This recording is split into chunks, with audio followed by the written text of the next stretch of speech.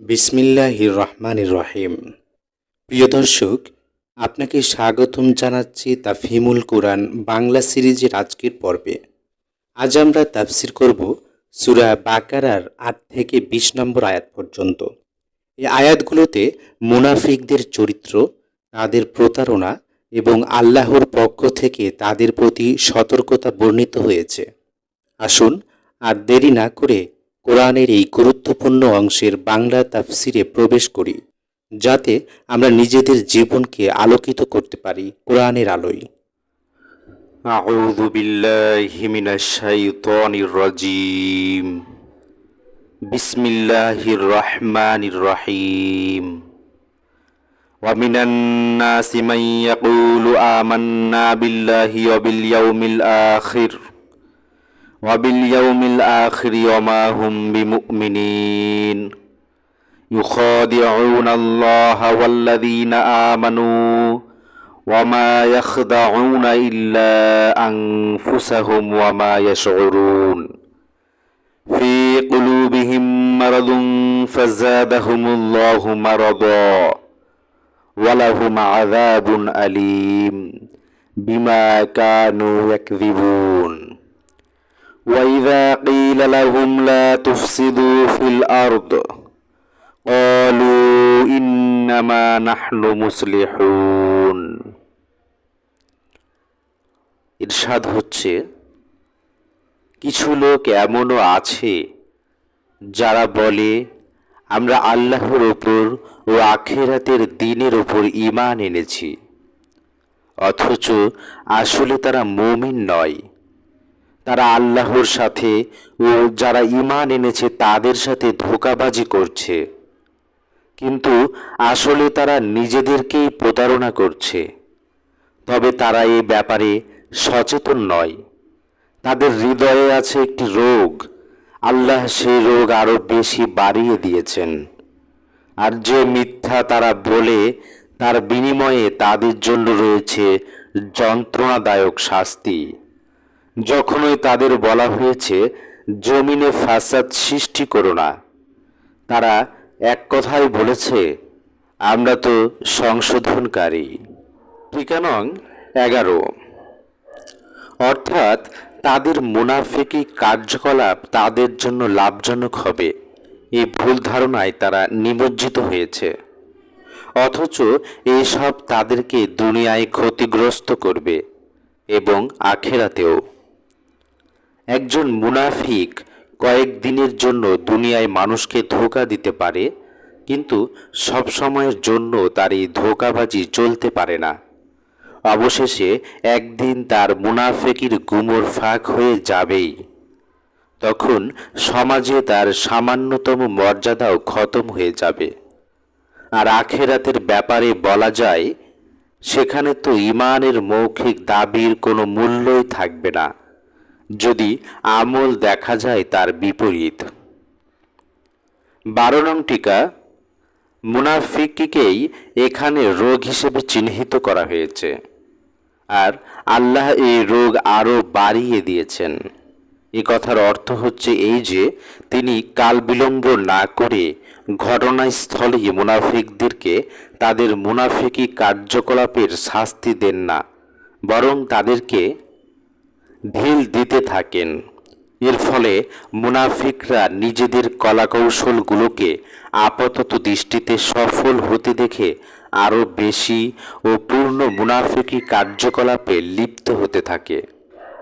আলা ইন্নাহুম হুমুল মুফসিদুন ওয়ালাকিন লা ইয়াশউরুন وَإِذَا قِيلَ لَهُمْ آمِنُوا كَمَا آمَنَ النَّاسُ قَالُوا أَنُؤْمِنُ كَمَا آمَنَ السُّفَهَاءُ أَلَا إِنَّهُمْ هُمُ السُّفَهَاءُ وَلَكِنْ لَا يَعْلَمُونَ وَإِذَا لَقُوا الَّذِينَ آمَنُوا قَالُوا آمَنَّا وَإِذَا خَلَوْا إِلَى شَيَاطِينِهِمْ قَالُوا মাআকুম ইন্নামা নাহনু মুস্তাহজিউন। ইরশাদ হচ্ছে, সাবধান, এরাই ফাসাদ সৃষ্টিকারী, তবে তারা এ ব্যাপারে সচেতন নয়। আর যখন তাদের বলা হয়েছে অন্য লোকেরা যেভাবে ঈমান এনেছে তোমরাও সেভাবে ঈমান আনো, তখন তারা এ জবাবই দিয়েছে, আমরা কি ঈমান আনব নির্বোধের মতো? সাবধান, আসলে এরাই নির্বোধ, কিন্তু এরা জানে না। যখন এরা মুমিনদের সাথে মিলিত হয় বলে, আমরা ঈমান এনেছি। আবার যখন নিরিবিলিতে নিজেদের শয়তানের সাথে মিলিত হয় তখন বলে, আমরা তো আসলে তোমাদের সাথেই আছি, আর ওদের সাথে তো নিছক তামাশা করছি। টিকা নং 13। অর্থাৎ তোমাদের এলাকার অন্যান্য লোকেরা যেমন সাচ্চা দিলে ও সরল অন্তঃকরণে মুসলমান হয়েছে, তোমরাও যদি ইসলাম গ্রহণ করতে চাও তাহলে তেমনই নিষ্ঠা সহকারে সাচ্চা দিলে গ্রহণ করো। 14 নং টিকা, যারা সাচ্চা দিলে নিষ্ঠা সহকারে ইসলাম গ্রহণ করে নিজেদেরকে উৎপীড়ন, নির্যাতন, কষ্ট ও বিপদের মুখে নিক্ষেপ করেছিল, তাদেরকে তারা নির্বোধ মনে করত। তাদের মতে নিছক সত্য ও ন্যায়ের জন্য সারা দেশের জনসমাজের শত্রুতার মুখোমুখি হওয়া নিরেট বোকামি ছাড়া আর কিছুই নয়। তারা মনে করত হক ও বাতিলের বিতর্কে না পড়ে সব ব্যাপারেই কেবলমাত্র নিজেদের স্বার্থের দিকে দৃষ্টি রাখাই বুদ্ধিমানের কাজ। 15 নং টিকা, আরবি ভাষায় সীমা লঙ্ঘনকারী, দাম্ভিক ও স্বৈরাচারীকে শয়তান বলা হয়। মানুষ ও জিন উভয়ের জন্য এই শব্দটি ব্যবহার করা হয়। কুরআনের অধিকাংশ জায়গায় এই শব্দটি জিনদের ক্ষেত্রে ব্যবহার করা হলেও কোনো কোনো জায়গায় আবার শয়তান প্রকৃতির মানুষদের জন্য ব্যবহার করা হয়েছে। পূর্বাপর আলোচনার প্রেক্ষাপটে এইসব ক্ষেত্রে কোথাও শয়তান শব্দটি জিনদের জন্য এবং কোথাও মানুষদের জন্য ব্যবহৃত হয়েছে তা সহজেই জানা যায়। তবে আমাদের আলোচ্য স্থানে শয়তান শব্দটিকে বহুবচনে শায়াতিন হিসেবে ব্যবহার করা হয়েছে এবং এখানে শায়াতিন বলতে মুশরিকদের বড় বড় সর্দারদেরকে বোঝানো হয়েছে। এই সর্দাররা তখন ইসলামের বিরোধিতার ক্ষেত্রে নেতৃত্ব দিচ্ছিল। আল্লাহু ইয়াস্তাহজিউ বিহিম ওয়া ইয়ামুদ্দুহুম ফি তুগয়ানিহিম ইয়ামাহুন উলাইকাল্লাযীনা ইশতারাউদ দালালাতা বিল হুদা ফামা রাদিহাত তিজারাতুহুম ওয়া মা কানু মুহতাদিন মাসালুহুম কামাসালিল্লাযী ইস্তাওকাদা নারা فلما أضاءت ما حوله ذهب الله بنورهم وتركهم في ظلمات لا يبصرون। ইরশাদ হচ্ছে, আল্লাহ এদের সাথে তামাশা করছেন, এদের রশি দীর্ঘায়িত বা ঢিল দিয়ে যাচ্ছেন এবং এরা নিজেদের আল্লাহ দ্রোহিতার মধ্যে অন্ধের মতো পথ হাতড়ে মরছে। এরা এই হিদায়াতের বিনিময়ে গোমরাহি কিনে নিয়েছে, কিন্তু এই সওদাটি তাদের জন্য লাভজনক নয় এবং এরা মোটেই সঠিক পথে অবস্থান করছে না। এদের দৃষ্টান্ত হচ্ছে, যেমন এক ব্যক্তি আগুন জ্বালালো এবং যখনই সে আগুন চারপাশ আলোকিত করল তখন আল্লাহ তাদের দৃষ্টিশক্তি ছিনিয়ে নিলেন এবং তাদের ছেড়ে দিলেন এমন অবস্থায় যখন অন্ধকারের মধ্যে তারা কিছুই দেখতে পাচ্ছিল না। 16 নং টিকা, যখন আল্লাহর এক বান্দা আলো জ্বালালেন এবং হককে বাতিল থেকে, সত্যকে মিথ্যা থেকে ও সরল সোজা পথ থেকে ভুল পথ থেকে ছেটে সুস্পষ্টরূপে আলাদা করে ফেললেন, তখন চক্ষুমান ব্যক্তিদের কাছে সত্য উদ্ভাসিত হয়ে উঠল সুস্পষ্ট দিবালোকের মতো। কিন্তু প্রবৃত্তি পূজায় অন্ধ মুনাফিকরা এই আলোয় কিছুই দেখতে পেল না। আল্লাহ তাদের দৃষ্টিশক্তি ছিনিয়ে নিলেন। বাক্যের কারণে কেউ যেন এই ভুল ধারণা পোষণ না করেন যে তাদের অন্ধকারে হাতড়ে মরার জন্য তারা নিজেরা দায়ী নয়।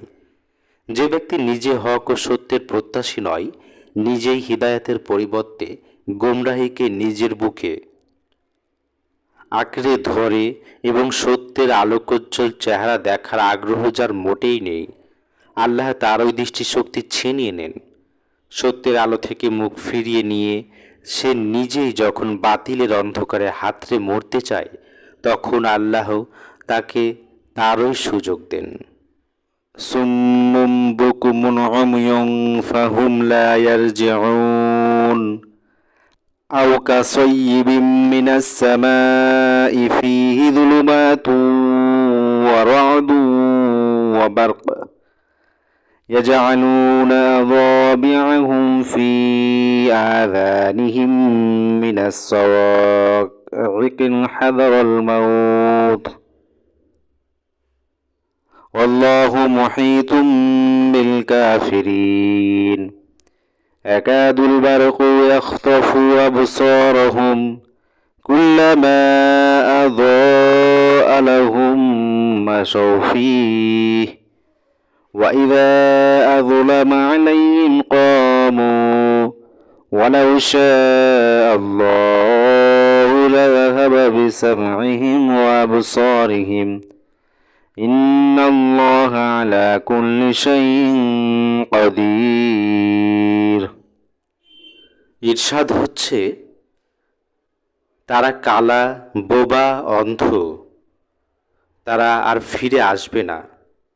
অথবা এদের দৃষ্টান্ত এমন যে আকাশ থেকে মুষলধারে বৃষ্টি পড়ছে, তার সাথে আছে অন্ধকার মেঘমালা, বজ্রের গর্জন ও বিদ্যুৎ চমক। বজ্রপাতের আওয়াজ শুনে নিজেদের প্রাণের ভয়ে এরা কানে আঙ্গুল ঢুকিয়ে দেয়। আল্লাহ এই সত্য অস্বীকারীদেরকে সব দিক দিয়ে ঘিরে রেখেছেন। বিদ্যুৎ চমকে তাদের অবস্থা এই দাঁড়িয়েছে যেন বিদ্যুৎ শিগগির তাদের দৃষ্টিশক্তি ছিনিয়ে নেবে।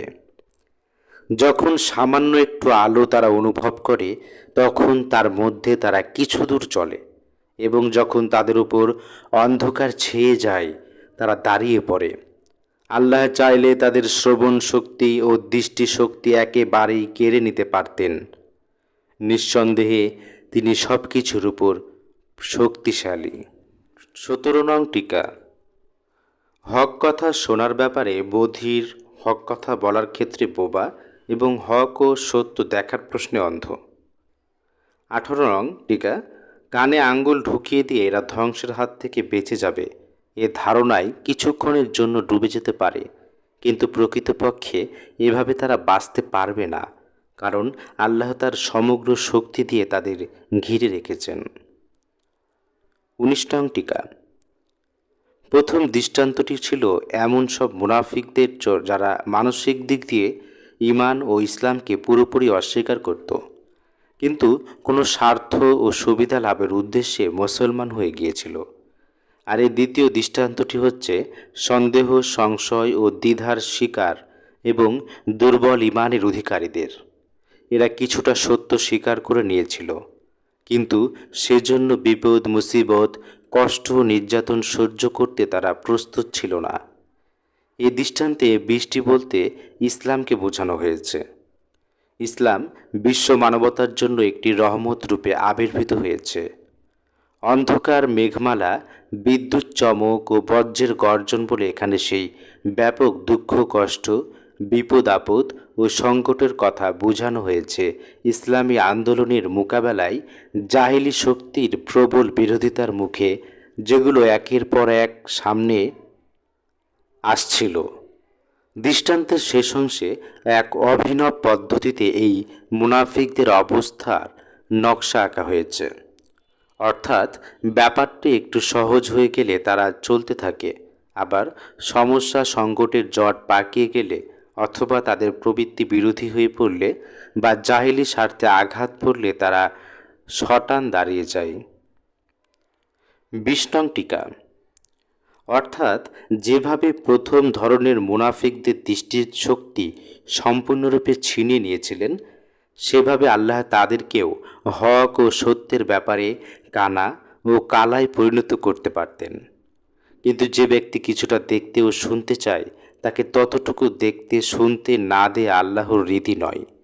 যতটুকু হক দেখতে ও শুনতে তারা প্রস্তুত ছিল, আল্লাহ ততটুকু শ্রবণ শক্তি ও দৃষ্টিশক্তি তাদের আয়ত্তাধীনে রেখেছিলেন। প্রিয় দর্শক, আজকের আলোচনায় আমরা জানলাম সূরা বাকারার ৮ থেকে ২০ নম্বর আয়াতে আল্লাহ সুবহানাহু তাআলা কিভাবে মুনাফিকদের চরিত্র তুলে ধরেছেন এবং আমাদের জন্য কি শিক্ষার বার্তা রয়েছে। আল্লাহ আমাদের সবাইকে কোরআনের আলোকে নিজের জীবন গড়ার তৌফিক দিন। আমিন। যদি ভিডিওটি আপনার ভালো লেগে থাকে তাহলে অবশ্যই শেয়ার করুন, যাতে অন্যরাও কোরআনের এই গুরুত্বপূর্ণ ব্যাখ্যা জানতে পারে। চ্যানেলটি সাবস্ক্রাইব করে পাশে থাকা বেল আইকনটি বাজিয়ে রাখুন, যেন পরবর্তী পর্বগুলো সহজে পেয়ে যান।